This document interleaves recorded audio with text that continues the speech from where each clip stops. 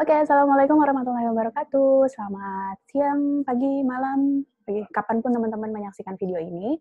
Jadi di video kali ini saya akan cerita ya bahasanya, bukan kuliah atau apapun. Saya ingin share tentang sebuah materi dari mata kuliah Sosiologi Komunikasi. Jadi kalau kemarin mungkin di pertemuan sebelumnya secara virtual meeting kita sudah membahas tentang perubahan sosial. Di metode yang saat ini kita akan berbicara tentang materi lanjutan dari perubahan sosial, yaitu tentang masyarakat cyber. Kenapa sih kita harus berbicara tentang masyarakat cyber? Karena mau tidak mau perubahan sosial telah membuat kita menjadi membuat sebuah komunitas baru, namanya komunitas virtual. Kita tergabung di dalamnya, mau tidak mau, karena kita juga adalah pengguna, pembuat, sekaligus pelaku di dalam dunia baru ini. Dan kita berhubungan dengan banyak orang juga di dalam dunia yang baru ini. Oke, saya akan share screen sebentar.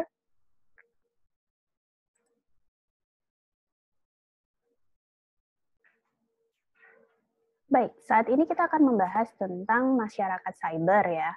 Apa sih sebenarnya masyarakat cyber dan kenapa sih kita harus membicarakan ini? Nanti kita akan lihat. Tapi kita harus lihat dulu di sebenarnya kenapa sih kita membahas ini, karena masyarakat cyber merupakan salah satu impact dari adanya perubahan sosial itu sendiri. Kemarin kita sudah berbicara tentang perubahan sosial itu sebagai variasi-variasi dari model yang kita terima dalam kehidupan, di mana ada proses perubahan di sana, baik itu secara langsung maupun bertahap dengan berbagai karakternya yang sudah kita bahas di pekan sebelumnya. Nah, di selanjutnya kita juga akan berbicara tentang yang namanya society. Society ini sendiri itu kalau secara teoritis kita mungkin pernah mendengar yang namanya society 4.0, society 5.0 dan lain sebagainya. Nah, apa sih sebenarnya perubahan society ini, perubahan masyarakat ini? Kalau kita melihat dari yang pertama, masyarakat bisa disebut ini merupakan masyarakat 1.0 mungkin ya. Nah, ketika dulu itu masyarakat hidupnya tuh struktur ekonominya terbatas pada berburu, di mana pengetahuan juga masih terbatas, dan mereka lebih kuat hubungannya dengan alam. Sementara ketika mereka sudah masuk ke dalam peradaban yang lebih baik, mereka sudah menemukan alat-alat pertanian, maka perubahan ekonomi masyarakat juga bergeser ke sistem agraria yang tadinya berburu menjadi ke sistem agraria. Di sana mulai bercocok tanam sebagai salah satu unsur utama atau kegiatan utama dalam perekonomian masyarakat. Lalu masuk ke perkembangan teknologi dan juga perkembangan peradaban manusia juga menyebabkan pergeseran nih akhirnya dari masyarakat yang hanya memiliki sumber ekonomi agraria berpindah ke mulai nih ada invention di bidang ekonomi yang tujuannya adalah untuk memudahkan gaya hidup masyarakat, memudahkan sistem produksi dan lain sebagainya, sehingga ada banyak invention di bidang transportasi maupun di bidang produksi yang bisa menghasilkan result yang lebih banyak dengan waktu yang lebih efisien dan efektif gitu. Dan ini adalah namanya industrial society. Ketika masuk ke ini yang kita kenal dengan masyarakat 4.0, di mana kita sudah berbicara tentang information society. Di sini ada penemuan di masyarakat ini dimulai nih awalnya itu ketika ada penemuan komputer yang memulainya ada distribusi informasi yang lebih luas gitu. Sebenarnya dari poin pertama sampai keempat ini tujuan utama perubahan ini adalah untuk mempermudah kehidupan manusia, mempermudah dengan melakukan inovasi-inovasi, adanya invention seperti itu. Dan di masyarakat 4.0 ini concern utamanya adalah bagaimana sebuah informasi itu bisa bersirkulasi dengan lebih cepat dan setiap orang itu jadi terkoneksi satu sama lain. Karena kenapa? Dengan adanya komputer, setelah itu ada penemuan internet dan lain sebagainya, kita tuh jadi jarak itu jadi semakin tidak ada. Kita tidak perlu pergi ke Jakarta untuk tahu bahwa di Jakarta ada Monas. Kita cukup melihat dari internet, oh Monas itu seperti ini, kita bisa melihat informasinya dengan lebih detail di YouTube dan lain sebagainya. Itu berkat apa? Berkat internet. Sehingga batas geografis dan batas waktu itu mulai terkaburkan berkat adanya invention-invention di bidang teknologi. Nah, beberapa bagian negara, beberapa bagian wilayah di bumi ini itu udah mulai memasuki yang namanya Society 5.0. Apa itu?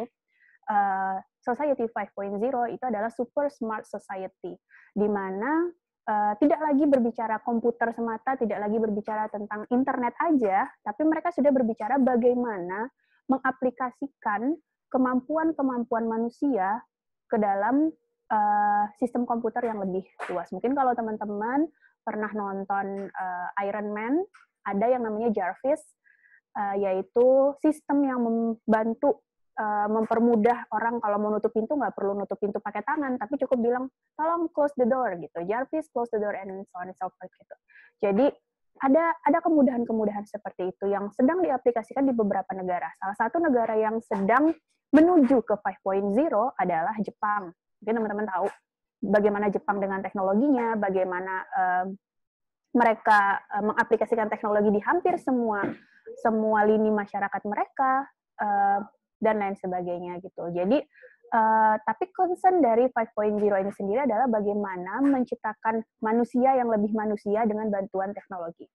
Kita nggak akan berbicara ini secara detail sebenarnya, saya hanya ingin menunjukkan bagaimana transisi perubahan sosial yang ada, yang kita kenal biasanya dengan 5.0 atau 4.0 sekarang. Jadi kalau bicara perubahan sosial itu tidak serentak, yes, tidak serentak. Ketika di Jepang sudah memasuki society 5.0 dengan super smart society-nya, di Indonesia belum bisa mengaplikasikan itu. Kita masih penetrasi internet aja kita masih terbatas, 4G aja belum semua wilayah ada, gitu. Bahkan kalau di luar negeri sudah ada 5G and so on and so forth, kalau di sini belum sampai ke sana. Jadi itulah yang dimaksud dengan perubahan sosial itu tidak serta-merta gitu. Walaupun pada akhirnya nanti kita akan berusaha beradaptasi supaya kita tidak tertinggal dengan masyarakat yang lain. Baik, sebenarnya apa sih dampak dari perubahan sosial? Dampaknya ada positif, ada negatif. Kalau bisa teman-teman baca di layar, kalau dampak positifnya bisa dibilang ada efektivitas dan efisiensi kerja. Baik dari perubahan masyarakat dari satu generasi ke generasi yang lain, itu tujuannya apa tadi? Untuk mempermudah dan mempercepat kerja manusia. Dengan adanya efektif dan efisiensi kerja, maka produktivitas itu juga akan meningkat gitu. Hidup juga akan menjadi semakin mudah dengan adanya teknologi. Dengan demikian, dengan adanya teknologi juga, itu akan membentuk culture yang baru. Nilai-nilai dan norma baru itu akan terbentuk secara global, yang diterima secara global. Kita bisa bilang, ini artinya love, sign ini artinya love, itu kenapa? Karena kita tahu bahwa di Korea, ini sering digunakan untuk merepresentasikan admiration atau merepresentasikan rasa sayang kepada orang lain gitu. Bagaimana kita tahu ada nilai-nilai yang baru, ada sign yang baru yang bisa kita terima yang mungkin saat ini juga banyak orang sudah menerapkan itu. Contoh aja sih sebenarnya. Lalu dengan adanya nilai dan norma yang diterima secara global, maka kebebasan berpendapat dan memperoleh informasi juga semakin luas karena sekarang setiap orang tuh bisa mobile dengan perangkatnya masing-masing tanpa terbatas, tanpa ada aturan bahwa kamu harus boleh akses internet cuma jam segini dan segini, tidak ada kan aturan seperti itu. Lalu yang terakhir itu juga ada perubahan pola komunikasi antar manusia, di mana sekarang ada yang namanya virtual community, di mana orang-orang masuk ke dalam dunia digital, mereka masuk ke dalam komunitas-komunitas tertentu. Apa komunitas-komunitasnya nanti akan kita bahas. Oke, nah di sini ada satu iklan yang menarik ini, what we share is more powerful than what divides us. Jadi apa yang kita share itu lebih kuat daripada apa yang memisahkan kita. Ini adalah bagian dari dampak masyarakat yang sudah masuk ke dunia cyber ini tadi. Lalu ini juga ada gerakan-gerakan, muncul komunitas-komunitas yang menyuarakan, ini contohnya adalah menyuarakan tentang global warming, sustainability. Gerakan-gerakan ini awalnya mungkin hanya di satu tempat, tapi dia bisa menjadi gerakan global ketika pesan-pesannya itu disampaikan secara masif melalui media-media sosial, melalui dunia cyber. Itulah kenapa gerakan-gerakan ini bisa muncul sebagai salah satu bentuk juga dari perubahan sosial yang ada. Oke, kalau bicara dampak, kalau ada positif berarti ada negatif juga ya. Ini hanya sedikit yang saya sampaikan di sini, tapi tentunya masih banyak sekali dampak-dampak yang lain juga. Kalau perubahan negatifnya mungkin kita bisa bilang ada cultural lag atau kesenjangan budaya. Karena tadi perubahan sosial itu tidak berlangsung secara serentak. Ada negara yang sudah maju, ada negara yang masih tertatih-tatih nih kalau kita bicara tentang perubahan. Jadi ada cultural lag di sana, di mana di negara A udah 5.0, 5.0, di negara B itu masih mungkin 3.0 yang masih kekuatannya itu masih di sistem produksi yang konvensional misalnya. Dan itu masih ada sampai sekarang. Dengan demikian bisa terjadi ketimpangan sosial. Jadi ada negara kelas A, kelas B, kelas C yang selama ini kita dengar, lalu ada juga disintegrasi sosial, bisa menimbulkan konflik sosial, dan yang terakhir, kalau kita berbicara tentang perkembangan teknologi, dengan adanya masyarakat cyber, itu salah satu dampak negatifnya adalah digital overload, di mana kita jadi lelah dengan digital, kita jadi banyak menimbulkan masalah psikologis juga yang disebabkan oleh kegiatan kita di dunia digital. Nah, ini sedikit informasi saja tentang digital overload, di mana banyak riset yang sudah mengatakan bahwa digital overload itu eksis ya.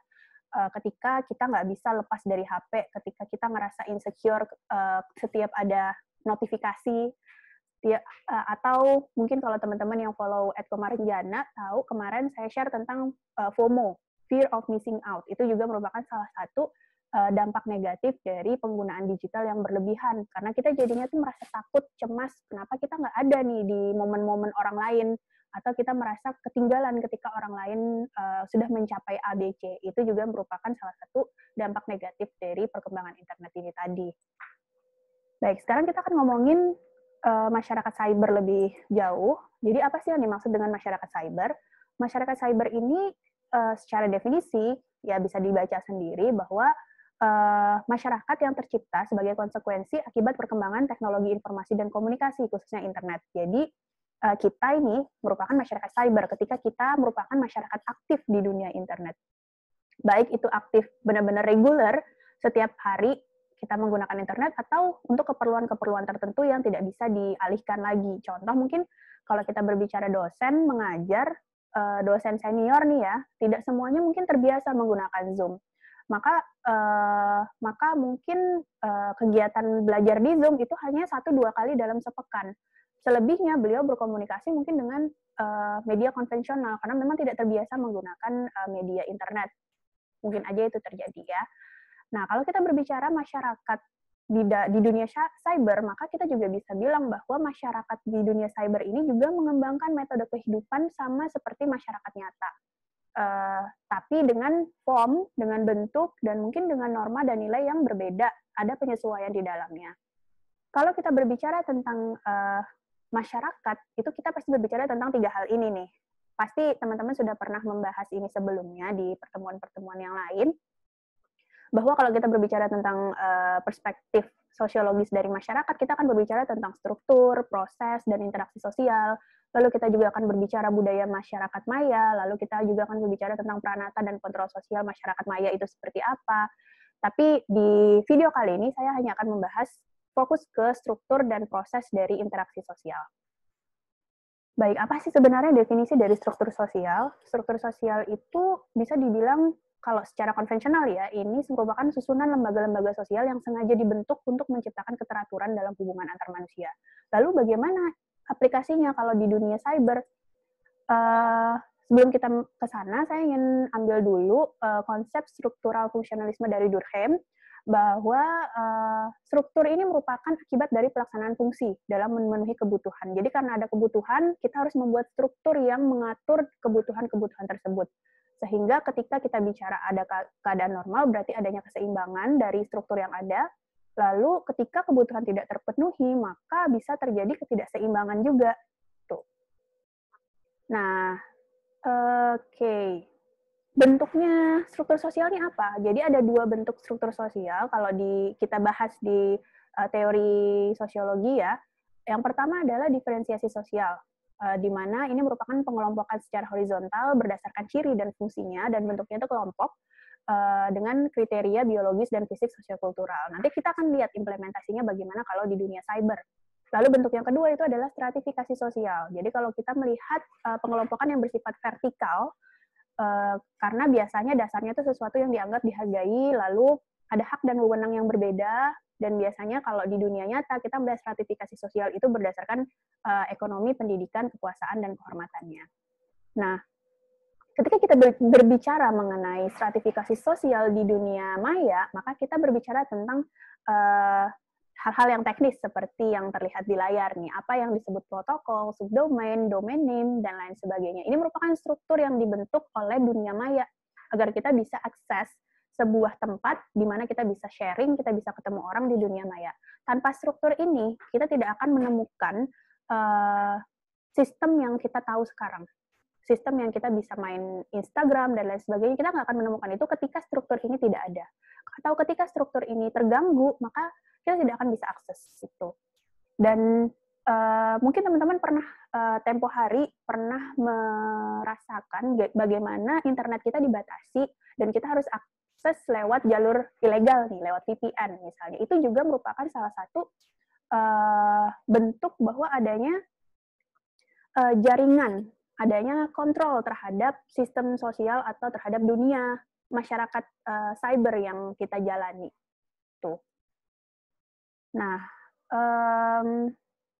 selain itu kita juga mengenal ada yang namanya domain.com atau .id, itu juga menjadi klasifikasi kita. Kalau .com itu biasanya kita berbicara tentang perusahaan internasional dengan hak yang terbatas, syarat yang sederhana, sementara kalau kita mau lebih secure, biasanya perusahaan-perusahaan di Indonesia itu menggunakan .id yang dikelola oleh perusahaan dalam negeri dengan keunggulan itu tidak mudah ditiru dan lain sebagainya. Nah, kalau kita ngomongin diferensiasi sosial, kita bisa aplikasikan ke pertama kita melihat dari domainnya, domain name-nya. Ini adalah representasi dari komunitas masyarakat yang bernama Instagram yang memiliki pola, norma, budaya, dan lain sebagainya. Kalau kita ambil contoh alamat ini ya, maka domain name ini merupakan representasi dari komunitasnya. Dan di dalam komunitas ini nanti akan menghadirkan culture yang berbeda, norma yang berbeda, dan lain sebagainya dengan komunitas lain. Sebutlah komunitas Instagram pasti akan berbeda dengan komunitas Facebook. Fitur-fiturnya juga berbeda. Norma dan nilai dan kebiasaan di dalamnya juga akan berbeda dengan Facebook dan lain sebagainya. Jadi itu hanya sekedar contoh saja. Lalu kalau kita bisa melihat juga, mereka menggunakan HTTPS. Di mana HTTPS itu adalah versi yang aman untuk menjaga atau mengenkripsi komunikasi antara pengguna dan server. Di sini adalah bentuk perlindungannya. Nanti kita akan berbicara tentang kontrol sosial juga. Bagaimana cara sebuah komunitas itu melindungi anggota-anggota komunitasnya lebih lanjut. Baik. Nah, tadi kita udah berbicara tentang struktur, sekarang kita bicara tentang proses. Secara definisi, proses itu merupakan cara manusia berinteraksi dengan bentuk dan sistem yang ada untuk melangsungkan hidupnya. Gitu. Dan proses ini selalu diawali dengan interaksi sosial. Tapi sebelum kita bahas tentang interaksi sosial, kita bicara dulu tentang proses sosialnya. Nah, menurut Gilin dan Gilin dalam Sukanto, ada dua nih jenis dari proses sosial. Yang pertama yang asosiatif dan disasosiatif. Mungkin teman-teman sudah pernah membaca atau sudah pernah menerima materi ini sebelumnya. Jadi proses asosiatif itu adalah proses ketika sebuah hubungan itu membentuk jalinan sosial yang erat dan saling membutuhkan. Proses disasosiatif sebaliknya, ketika jalinan yang terjadi di masyarakat itu justru merupakan bentuk perlawanan dari seseorang atau kelompok untuk mencapai sebuah tujuan tertentu. Contohnya apa sih? Oke, bentuk-bentuknya dulu deh. Kita berbicara bentuk asosiatif itu apa? Ada akomodasi, ada kerjasama, ada asimilasi, dan akulturasi dengan pengertian yang bisa teman-teman baca masing-masing. Lalu ketika kita bicara contoh, maka kalau di konvensional nih di dunia nyata kita bisa lihat bahwa salah satu prosesnya adalah proses atau bentuk dari proses asosiatif ini adalah Imlek nih. Ada akulturasi budaya di sana, di mana kita menerima budaya dari negara lain dan bahkan dijadikan hari besar nasional, hari libur nasional. Itu merupakan salah satu bentuk asosiatif di masyarakat yang telah kita rasakan bersama. Lalu bagaimana dengan proses disasosiatif? Kita bisa bicara di sini kompetisi. Tentu teman-teman sudah paham apa itu kompetisi, ada persaingan. lalu ada kontroversi di mana adanya proses yang ada di antara persaingan atau pertentangan, contoh adanya fitnah, cercaan, dan lain sebagainya yang berusaha menjatuhkan orang lain tujuannya. Lalu ada juga pertentangan, di mana adanya perbedaan yang saling ingin menguasai. Biasanya kalau kita lihat di debat dan lain sebagainya. Nah, ini salah satu bentuk contohnya. Saya ngambil contoh yang agak lama ya, biar lebih relate aja dengan materi ini. Ini salah satu contoh kompetisi yang terjadi. Teman-teman pasti tahu bagaimana dan semuanya sudah mengalami ini. Saya yakin teman-teman sudah mengalami ini semua. Ketika ada kompetisi antara presiden, siapa yang mau jadi presiden? Proses-proses disasosiatif sangat terjadi di sini. Baik itu di dunia maya maupun di dunia nyata. Jadi nanti kita bisa lihat bagaimana sih implementasinya di dunia maya. Oke, sekarang pertanyaannya adalah apakah asosiatif dan disosiatif di dunia nyata ini yang tadi sudah saya jelaskan itu juga terjadi di dunia cyber?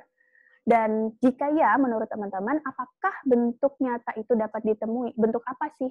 Apa yang bisa teman-teman temui dalam kehidupan sehari-hari teman-teman? Mungkin bisa nih mulai mengidentifikasi di sekelilingnya, kira-kira apa ya proses asosiatif dan disasosiatif yang terjadi di dunia cyber di sekeliling teman-teman, atau yang pernah teman-teman lihat di feed, atau pernah teman-teman alami sendiri. Kira-kira apa ya? Coba ya, sambil jalan, sambil direnungkan. Oke, sekarang kita masuk ke interaksi sosial. Kalau tadi kita berbicara bahwa interaksi sosial ini merupakan starting atau awal dari terjadinya proses sosial, maka kita berbicara interaksi sosial itu apa? Interaksi sosial itu sendiri adalah hubungan yang dinamis antara individu, antara kelompok maupun individu dengan kelompok. Ciri-cirinya apa sih? Ciri-cirinya pelakunya itu, kalau berbicara interaksi, itu 2 orang atau lebih, sehingga kita akan berbicara komunikasi nantinya di sana, karena pastinya ketika kita berinteraksi dengan orang lain, kita juga berbicara tentang bagaimana kita berkomunikasi dengan orang lain, karena bahkan lewat gesture pun kita sudah mengkomunikasikan sesuatu terhadap orang lain. Lalu yang kedua, ada tujuan yang jelas, adanya respon, timbal balik, dan melalui sebuah pola atau sistem tertentu. Syaratnya apa? Syaratnya itu harus ada kontak sosial dan ada komunikasi, seperti yang tadi saya jelaskan.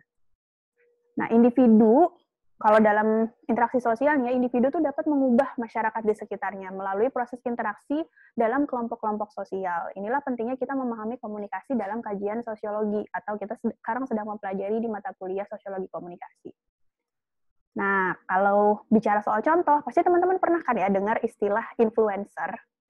Nah, apa sih sebenarnya definisi influencer? Kalau secara definisi, influencer itu adalah seseorang yang memiliki kemampuan untuk mempengaruhi orang lain karena kapasitas yang dimilikinya. Ini secara teoretikal ya.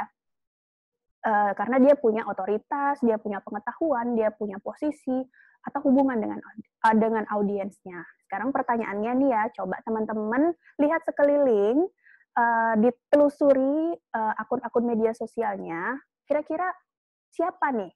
Tahu nggak influencer yang teman-teman kira-kira ini nih punya bakat, punya kemampuan influencer nih, dan dari orang tersebut atau dari pihak tersebut apa sih pengaruhnya dan mengapa sih dia dianggap dapat mempengaruhi audiens? Coba teman-teman cari ya, dan nanti akan kita diskusikan bersama. Baik, demikian video kali ini. Semoga bermanfaat dan semoga bisa dipahami ya. Kalau ada pertanyaan atau kalau ada yang ingin didiskusikan, silahkan tulis di kolom komentar, nanti akan kita bahas bersama. Sampai jumpa.